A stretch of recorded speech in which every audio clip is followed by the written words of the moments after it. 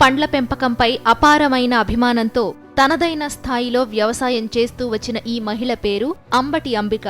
శ్రీకాకుళం జిల్లా గార మండలం సిమ్మపేటకు చెందిన ఈ మహిళా రైతు అందరిలాగే కొన్నాళ్లపాటు రసాయన ఎరువులతో వ్యవసాయం చేసి అరకొర ఆదాయంతో ఇబ్బందులు పడ్డారు. దీనికి పరిష్కారం ఏమిటా అని ఆలోచించిన అంబిక వ్యవసాయంలో వర్మీ కంపోస్టు వినియోగం గురించి తెలుసుకున్నారు. ప్రారంభంలో ఈమెకు వానపాములంటే ఏంటో కూడా పెద్దగా తెలియదు. వాటి విలువ, వాటి ద్వారా భూసారం పెరగడం తదితర అంశాలపై స్వయంగా అధ్యయనం చేశారు. వ్యవసాయ శాఖ అధికారుల సాయంతో సందేహాలకు సమాధానాలు తెలుసుకున్నారు. రసాయన ఎరువులతో తగ్గిపోతున్న భూసారాన్ని సేంద్రియ ఎరువులతో జీవం పొయ్యొచ్చన్న వ్యవసాయ శాస్త్రవేత్తల సూచనలు పాటించారు. మండల వ్యవసాయ శాఖ అధికారి తిరుమలరావు సూచనలు సలహాలు మేరకు వర్మీ కంపోస్టు యూనిట్ను ప్రారంభించారు. దీనిలో ఏంటంటే వర్మీ కంపోస్టు మామూలు పశువుల గెత్తంలో ఉన్నటువంటి ఎరువులతో పోల్చుకుంటే 3 నుంచి 5 రెట్లు పోషక విలువలు ఉన్నాయి. దీనిలో నత్రజని సుమారుగా 2 నుంచి 2.5%, భాస్వరం 1 నుంచి 1.5%, పొటాషు 0.5% నుంచి 1.5% వరకు, అలాగే మిగిలిన పోషక పదార్థాలైనటువంటి సూక్ష్మ పోషక పదార్థాలైనటువంటి జింక్ కానీ, మెగ్నీషియం కానీ, మాలిబ్డినం కానీ, బోరాన్ కానీ ఇతర సూక్ష్మ పోషక పదార్థాలు కూడా మొక్కకి విరివిగా అంది మొక్క ఏపుగా పెరగడం జరుగుతుంది.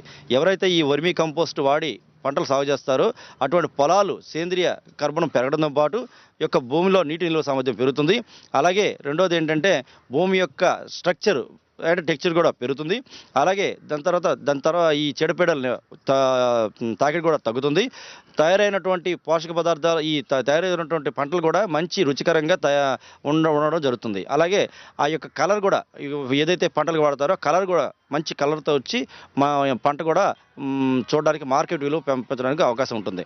అలాగే ఈ ఆర్గానిక్ ఎరువును ఉపయోగించుకొని ఎవరైతే పంటలు సాగు చేస్తారో అటువంటి రైతులకి ధర కూడా ఆర్గానిక్ ప్రొడక్ట్స్ ధర కూడా సుమారుగా 1 నుంచి 2 రెట్లు అధికంగా ఉండడం వల్ల గిట్టుబాటు అవుతుంది. వర్మీ కంపోస్ట్ ప్రారంభించిన రైతులకు మార్కెటింగ్ పరంగా కూడా సాయం చేస్తున్నారు వ్యవసాయ శాఖ అధికారులు. అంతేకాదు దీని వినియోగంపై రైతుల్లో తగిన చైతన్యాన్ని కూడా పెంచుతున్నారు. తమ పంటలకు వర్మీ కంపోస్ట్ను ఉపయోగించడమే కాకుండా ఆ వర్మీ కంపోస్ట్ను అమ్ముకుంటూ ఆదాయం పొందవచ్చని 2 విధాలా లాభమొస్తుందని చెబుతున్నారు.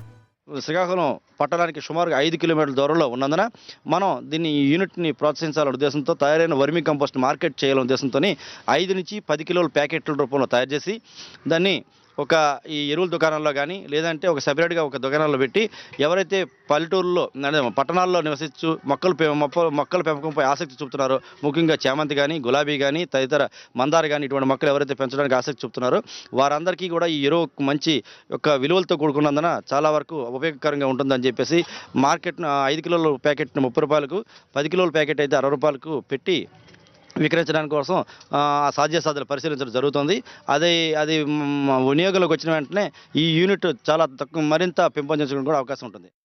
2009లో తొలుత 4 బెడ్లలో వర్మీ కంపోస్టు తయారు చేయడం ప్రారంభించారు. పశువుల పేడ సేకరించడం కష్టమైనప్పటికీ సమస్యలకు ఎదురొడ్డి తొలి ఉత్పత్తిని 40 రోజుల్లో సాధించారు. ఈ ఎరువునే తన పొలంలో పంటలకు వేసి రసాయన ఎరువులకు ధీటుగా దిగుబడి సాధించారు. కూరగాయలు, పువ్వులు అధిక దిగుబడి వచ్చాయి.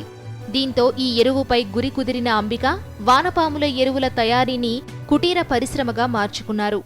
ప్రతి వ్యక్తి వచ్చి అమ్మ నువ్వు చేసింది బాగుందంటే ఆ ప్రోత్సాహం కలెక్టర్ గారు వచ్చారు, కమిషనర్ గారు వచ్చారు, చాలా రుసారాణి గారు అందరూ చాలామందికి గవర్నమెంట్ నుండి ఈ ప్రోత్సాహం నన్ను గౌరవించే విధంగా వచ్చిందంటే నేను ఏమి చదువు గట్రా నేను ఎక్కువ చదువుకోలేదు, తక్కువ చదువుకున్న ఎంతమంది వ్యక్తులు నన్ను గౌరవిస్తారంటే దీన్ని విడిచిపెట్టకూడదు అని చేస్తూ నా వ్యవసాయానికి అందించుకుంటూ నాకు ఇష్టమైన మొక్కలను పెంచుకుంటూ ప్రతి రైతుకి మీరు వర్మీ కాంపోస్ట్ వేయండి, మీరు మంచిగా మీ వ్యవసాయాన్ని కాపాడి భూమిని సారవంతాన్ని పెంచండి అని చెప్పడం జరుగుతుంది. వాళ్ళు కూడా నా ప్రోత్సాహం విని అందరూ రైతులు కూడా సహకరించి నాతో తోడుగా కొంతమంది అది వేయడం జరిగింది.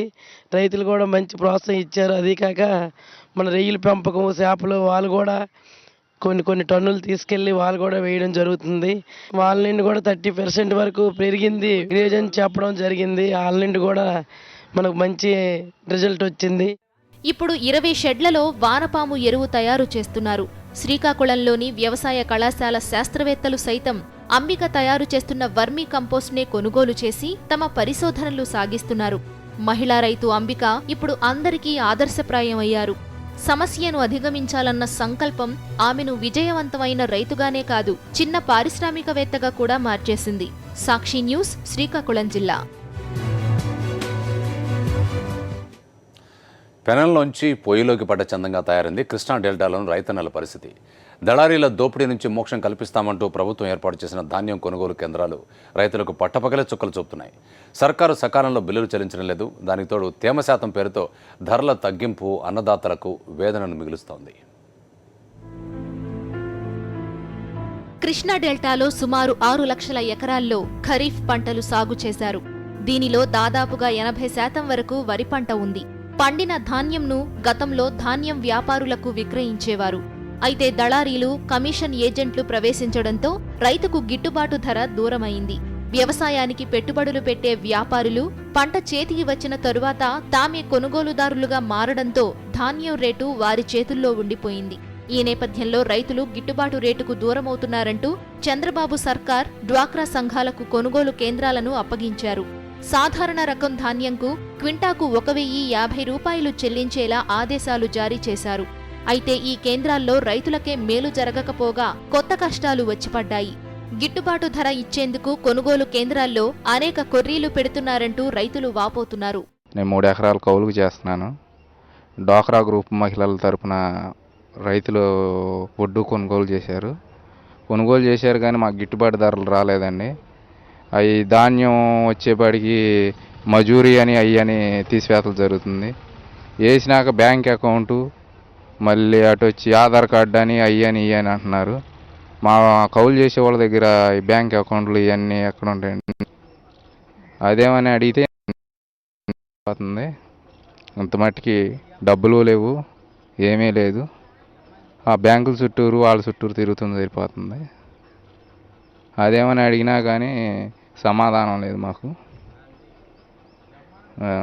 అదే చర్య తీసుకోవాల్సిందిగా. గతంలో మేము డీలర్లకు అమ్ముకుంటే, గతంలో ఉన్నటువంటి బ్రోకర్స్కి అమ్ముకుంటే, మిల్లర్స్కి అమ్ముకుంటే 1170 రూపాయలకు ఉండేది. తడిసిన దాన్ని ఏదో ఒకటి కొనేసేవాళ్ళు, మాకు అంత ఇబ్బంది ఉండేది కాదు. ఇప్పుడు దీంట్లోనే 14% ధాన్యం తడిసి ఉన్నది. మాకు తేమ శాతం కావాలి, తేమ శాతం లేకపోతే తీసుకొని చెప్పేసి ఒక డిమాండ్ ఒకటి పెట్టారు. బాగా ఎండబెడితేనేమో ఒడ్డు తూగట్లేదు. అలాగే దాన్ని తీసుకెళ్తాను ధాన్యం సీసీ కొనుగోలు దగ్గర తీసుకెళ్తాను, వెనక్కి పంపిన దాఖలాలు కూడా ఉన్నాయి. రైతులు ఇబ్బంది పడిపోతున్నాం. మేము కౌలు చేస్తున్నాం, మేము పాస్బుక్లు తేవాలంటే పాస్బుక్లు తీసుకెళ్ళలేకపోతున్నాం. దీనికి రెవెన్యూ సిబ్బంది పాస్బుక్లని అలాగే ఆధార్ కార్డులు లింక్ చేసి కొనుగోలు చేయమంటే ఏ విధంగా కొనుగోలు చేస్తామండి?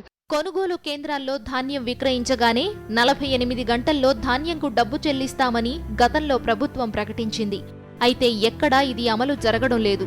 కనీసం 15 నుంచి నెల రోజుల పాటు నగదు కోసం ఎదురు చూడాల్సిన పరిస్థితి ఉందని రైతులు వాపోతున్నారు.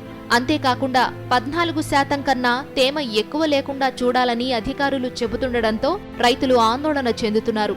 కళ్లాల్లో ఆరబోసిన ధాన్యంను తీసుకువెళ్లినా సరే 20 నుంచి 22% వరకు తేమ ఉందంటూ రేటును తగ్గించి వేస్తున్నారని పలువురు ఆందోళన వ్యక్తం చేస్తున్నారు.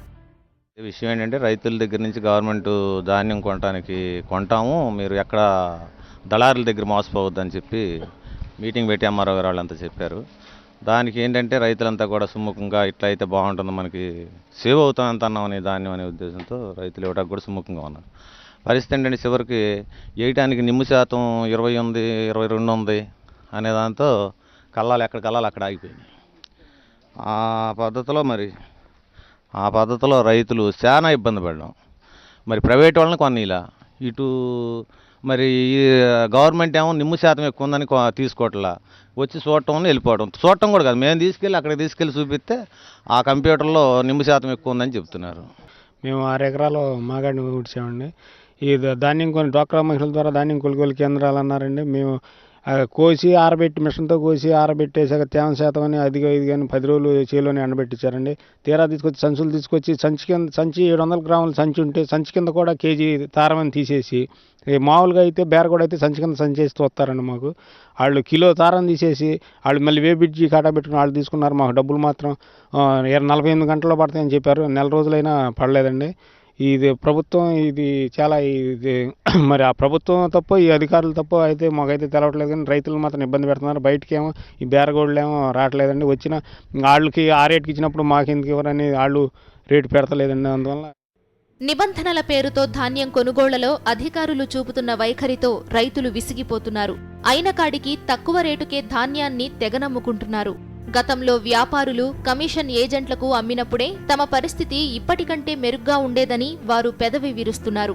సకాలంలో చెల్లింపులు జరపకపోతే తెచ్చిన పెట్టుబడుల అప్పులు ఎలా తీర్చగలమని ప్రశ్నిస్తున్నారు. అలాగే తేమ శాతం అంటూ తెగ ఇబ్బందుల పాలు చేస్తున్నారంటూ ఆవేదన వ్యక్తం చేస్తున్నారు. సర్కార్ ఇప్పటికైనా మేలుకొని ధాన్యం కొనుగోళ్ల సమస్యలను పరిష్కరించే దిశగా చిత్తశుద్ధితో కృషి చెయ్యాలి.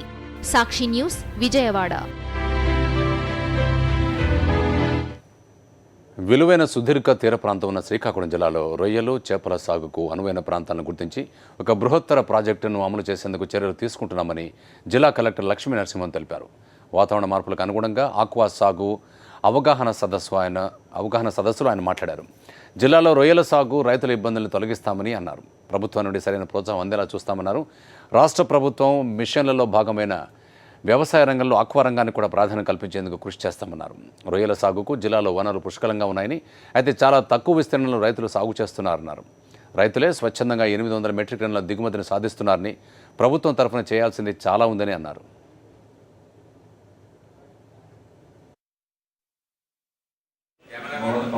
కిలోమీటర్ల సముద్ర తీర ప్రాంతాన్ని సమగ్రంగా పరిశీలించి సర్వే చేసి ఎక్కడెక్కడ మనం బ్రేకిష్ వాటర్ రొయ్యల ఉత్పత్తి కానీ చేపల ఉత్పత్తి కానీ చేపట్టడానికి అనుకూలమైన వసతి సౌకర్యాలు ఉన్నాయో వాళ్ళని ఒక డీటెయిల్డ్ ప్రాజెక్ట్ రిపోర్ట్ నివేదిక రూపంలో మాకు సమర్పించండి కోరిన వాళ్ళు కూడా దానికి అంగీకరిస్తున్నారు. ఆ నివేదిక వచ్చిన తర్వాత ఒక స్పెషల్ ప్రాజెక్ట్ రిపోర్ట్ తయారు చేసి నేషనల్ ఫిషరీస్ డెవలప్మెంట్ బోర్డు సమర్పించి వారి దగ్గర నుంచి ప్రాజెక్ట్ అప్రూవల్ తెచ్చుకుని ఈ జిల్లాలో త్వరలోనే ఆ ప్రాజెక్ట్ కార్యక్రమాలు అమలు పెట్టాలి అనేది నా ఉద్దేశం. ప్రకాశం బ్యారేజ్ వద్ద ప్రస్తుతం కృష్ణానది నీటి మట్టం 9.3 అడుగులకు చేరుకుంది. నాగార్జున సాగర్ నుంచి నీటి విడుదల కొంతకాలంగా నిలిచిపోవడంతో క్రమంగా బ్యారేజ్ వద్ద నీటి నిల్వ తగ్గుతూ వచ్చింది. సాధారణంగా 12 అడుగుల వరకు బ్యారేజ్ వద్ద కనిష్ట నీటి నిల్వ ఉండేలా ఇరిగేషన్ అధికారులు జాగ్రత్తలు తీసుకుంటూ ఉంటారు. ఈ మేరకు ఉంటేనే తూర్పు, పశ్చిమ కాలువల ద్వారా అటు గుంటూరుకు, ఇటు కృష్ణా జిల్లాకు తాగునీరు సరఫరా చేసేందుకు అవకాశం ఏర్పడుతుంది. ప్రస్తుతం బ్యారేజీ నుంచి పశ్చిమ కాలువలకు 766 క్యూసెక్కులు, తూర్పు కాలువకు 1118 క్యూసెక్కులు, గుంటూరు ఛానల్కు 40 క్యూసెక్కుల నీరు విడుదల చేస్తున్నారు. పైనుంచి నీరు రాకపోవడంతో ఇదే విధంగా కాలువలకు నీటిని విడుదల చేస్తే మరో 2 వారాల్లో బ్యారేజ్ వద్ద గణనీయంగా నీటి నిల్వ పడిపోయే ప్రమాదం ఏర్పడుతుంది. దీనిపై తక్షణమే ప్రభుత్వం స్పందించాలని ప్రజా సంఘాలు కోరుతున్నాయి.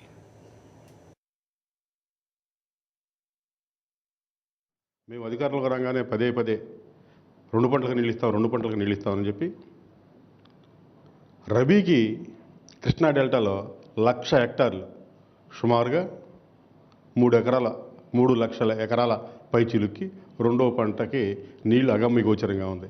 కాసేపేమో వేసుకోండి అంటారు, కాసేపేమో ఏ కాలువకి ఎంత వదులుతున్నారో, ఎన్ని క్యూసెక్లు వదులుతున్నారో, ఏ సమయంలో వదులుతున్నారో దాని గురించి స్పష్టత లేదు. ఇప్పుడు తాజా పరిస్థితి కనుక చూసుకున్నట్టయితే నాగార్జున సాగర్ దిగువ ప్రాంతానికి సంబంధించి పులిచింతల దగ్గర కానీ, ప్రకాశం బ్యారేజీ దిగువ కానీ ఉన్న ఆయకట్టు మొత్తం కూడా ఎండిపోయే పరిస్థితి ఉంది. ప్రధానంగా శివారు టైలెంట్ గ్రామాలు అనేటువంటి పెడన, కృతివిన్ను, బొంటుమిల్లి తదితర మండలాల్లో 55,000 ఎకరాలకి ఎండిపోయే పరిస్థితి ఉంది. గ్రామాల్లో తాగునీరు లేదు, పశువులకి గ్రాసం లేదు, మంచినీటి ఎద్దడి తీవ్రంగా నెలకొంది. అధికార యంత్రాంగం నిమ్మక నీరెట్టినట్టు మొద్దు నిద్రపోతూ ఉంది. ప్రకాశం బ్యారేజీ దగ్గర స్వాతంత్రోద్యమం వచ్చిన కాడి నుంచి ఆ తర్వాత ఏర్పడిన ఆంధ్ర రాష్ట్రం నుంచి నేటి వరకు ఎప్పుడు కూడా 12 అడుగులు తగ్గలేదు. ఇప్పుడు దురదృష్టవశాత్తు 9 అడుగులకి పడిపోయింది. నాగార్జున సాగర్ నుంచి మనకు రావాల్సినయో లేకపోతే అడ్వాన్స్గా ఉన్న రిజర్వాయర్ నుంచి ఏదైనా మాట్లాడి దానికి సంబంధించి తాగునీటికి కనీసం ఒక 15 టీఎంసీలను ఉదయదాని కోసం దేవినేని ఉమామహేశ్వరరావు గారు చర్యలు తీసుకోకుండా హంద్రీనేవా దగ్గరికి వెళ్ళి, రాయలసీమ దగ్గరికి వెళ్ళి, ఇటు పట్టిసీమ దగ్గరికి వెళ్ళి మేము ఇంకేముంది 2 సంవత్సరాల్లో 3 సంవత్సరాల్లో 80 టీఎంసీలు తీసుకొస్తామని చెప్పి ఏదో ఒక బూచిని చూపించి రైతాంగాన్ని, ప్రజల్ని మభ్యపెట్టే వైన స్పష్టంగా కనపడతా ఉంది. దేవినేని ఉమామహేశ్వరరావు తక్షణ అవసరాలకి, డెల్టా అవసరాలు, రబీ సీజన్లో పంటకు నీళ్లు, తాగునీటికి, పశువులకి కూడా తీవ్రమైన కటకట పరిస్థితి ఏర్పడతా ఉన్నా కూడా వాళ్ళందరూ కూడా ప్రతిపక్ష పార్టీ నాయకుడిని వ్యక్తిగత విమర్శలు చేయడం, విషయాన్ని తప్పుదోవ పట్టించడం, వీటింటితో కాలక్షేపం చేస్తున్న వైను స్పష్టంగా కనపడతా ఉంది. నీకేమాత్రం రైతాంగం ఎళ్ళ, రైతు సమస్యల ఎళ్ళ, డెల్టా ఎళ్ళ చిత్తశుద్ధి ఉన్నట్టయితే తక్షణమే ఒక అఖిలపక్ష సమావేశం ఏర్పాటు చేసి గ్రామాల్లో తాగునీటి ఎద్దడి, రెండో పంటకు సంబంధించి ఎండిపోయే పరిస్థితి మీద ఒక సమావేశం అధికార యంత్రాంగంతోనో ప్రతిపక్ష నాయకులతోనో సమావేశం ఏర్పాటు చేసి తక్షణ నష్ట నివారణ చర్యలు తీసుకోవాల్సిందిగా డిమాండ్ చేస్తా ఉన్నాం. నాగార్జున సాగర్ నుంచి తక్షణమే ఓ 15 టీఎంసీలు వదిలి చెరువులు నింపాల్సిందిగా బాధ్యత అన్ని జిల్లాల్లో స్పష్టంగా కడుతుంది. ఎక్కడ చూసినా సరే చెరువులు ఎండిపోయే పరిస్థితి కనపడతా ఉంది. నిజామాబాద్ మార్కెట్ యార్డు పసుపు శోభను సంతరించుకుంది. ఎలక్ట్రానిక్ బిడ్డింగ్ విధానంతో ధరలు పెరగడంతో పసుపు పంట ప్రస్తుతం మార్కెట్ను ముంచెత్తుతోంది. వ్యాపారులు, ఏజెంట్లు కుప్పల వద్దకు వచ్చి పరిశీలించి ఆన్లైన్లో ధర నిర్ణయిస్తున్నారు. దీంతో ఎక్కువ ధరను కోట్ చేసిన వారికి విక్రయించుకుంటున్నారు రైతులు. ఎలక్ట్రానిక్ బిడ్డింగ్ బాగానే ఉన్నా మహారాష్ట్రలో మార్కెట్లు బంద్ ఉన్నప్పుడు ధర తక్కువగా లభిస్తోందని రైతులు ఆవేదన వ్యక్తం చేస్తున్నారు. అకాల వర్షాలతో పంట తడిసిపోయిన రైతులు తమను ఆదుకోవాలని సర్కారును కోరుతున్నారు. ఇన్నాళ్లు ధరలు రాక, పెట్టుబడులు పెరిగి, దిగుబడులు తగ్గి నానా ఇబ్బందులు పడ్డ పసుపు రైతుల మొహాల్లో ఇప్పుడు సంతోషం కనిపిస్తోంది. గతంలో మార్కెట్లో వ్యాపారులు కుమ్మక్కై ఎంత నిర్ణయిస్తే అంతకే అమ్ముకుని వెళ్లిపోవాల్సి వచ్చేది. దీనివల్ల ధర లేనప్పుడు ఆ పసుపును నిల్వ ఉంచుకునేవారు. కొద్దో గొప్పో ధర కనిపించినప్పుడు తీసుకొచ్చి అమ్ముకునేవారు. అప్పటి వరకు రైతులకు డబ్బులు రానట్లే. అవసరమైతే మహారాష్ట్రలోని సాంగ్లీ మార్కెట్కు తీసుకెళ్లేవారు. ఇప్పుడు రోజులు మారాయి. ఎలక్ట్రానిక్ బిడ్డింగ్ విధానం రైతులకు వరంగా మారింది. దీంతో నిజామాబాద్ మార్కెట్ యార్డుకు పసుపు పెద్ద ఎత్తున తరలిస్తున్నారు రైతులు. కొత్తగా ప్రవేశపెట్టిన ఆన్లైన్ విధానమైన ఎలక్ట్రానిక్ బిడ్డింగ్ వల్ల వ్యాపార లావాదేవీలు సక్రమంగా జరుగుతున్నాయి. దీంతో రైతులకు మెరుగైన ధర వస్తుండటంతో రైతుల్లో హర్షం వ్యక్తమవుతోంది. రైతులు తమ ఉత్పత్తులను అమ్ముకునేందుకు పడుతున్న ఇబ్బందులను గమనించిన టీఆర్ఎస్ ప్రభుత్వం మార్కెట్లో ఎలక్ట్రానిక్ బిడ్డింగ్ విధానాన్ని ప్రవేశపెట్టింది. దీంతో రైతులకు మేలు జరుగుతోంది. వ్యవసాయం మార్కెట్ యార్డుల్లో ఎక్కువ పోటీ ధర, పారదర్శకత కలిగించేందుకు మొదటగా నిజామాబాద్, ఖమ్మం, వరంగల్, మిర్యాలగూడ వ్యవసాయ మార్కెట్ యార్డుల్లో ఎలక్ట్రానిక్ బిడ్డింగ్ కు శ్రీకారం చుట్టారు. వీటిలో మొదటగా నిజామాబాద్లో ప్రారంభమైన విధానంతో 6 నెలలుగా సోయాబీన్, మొక్కజొన్నల వ్యాపారాన్ని విజయవంతంగా నిర్వహించారు. ఇప్పుడు పసుపు పంటకు కూడా ఈ విధానం అమలవుతోంది. బీడింగ్ పద్ధతి ద్వారా రైతుకు మంచి లాభదాయం ఉంది. ఈ పసుపుకు మాకు నిజామాబాద్ జిల్లాలో అధికంగా పండించే మండలం ఆర్మూర్ మండలంలో అధికంగా పండించే రైతుకే బీడింగ్ ద్వారా ప్రతి ఒక్క రైతుకు లాభం ఉంది. అస్తలేదు మార్కెట్లో ఇప్పుడు ఇది పేపర్ మీరు పెట్టారు చూడు, అది పెట్టిన మాకు మంచిగానే అనిపిస్తుంది. కానీ ఈ సాటుకు అవుతుంది, మరి మా ముఖం ముందర ఎట్లా కనిపించలేదు. అయినా అక్కడ 3-4 గంటలకు తెలుస్తుంది కానీ రేటు మాకు అనుకున్న రేటు వస్తలేదు. ఈ కుప్ప ఇప్పుడు 9,000 అన్నా 9,000 ఉండాలా క్వింటాలకు. 7,060 రూపాయలు వచ్చింది ఇది రేటు. ఈ బీడింగ్ పద్ధతి ద్వారా మీకు లాభం ఉంది? మాకు ఇప్పుడు లాభం ఉంది కానీ రేట్ వస్తలేదు. లాభం ఇట్లా మంచిగానే అనిపిస్తుంది. మరి వాళ్ళు ఇట్లా ఏమన్నా కొంతమంది సిండికేట్ ఇట్లా చేస్తురా రేటు.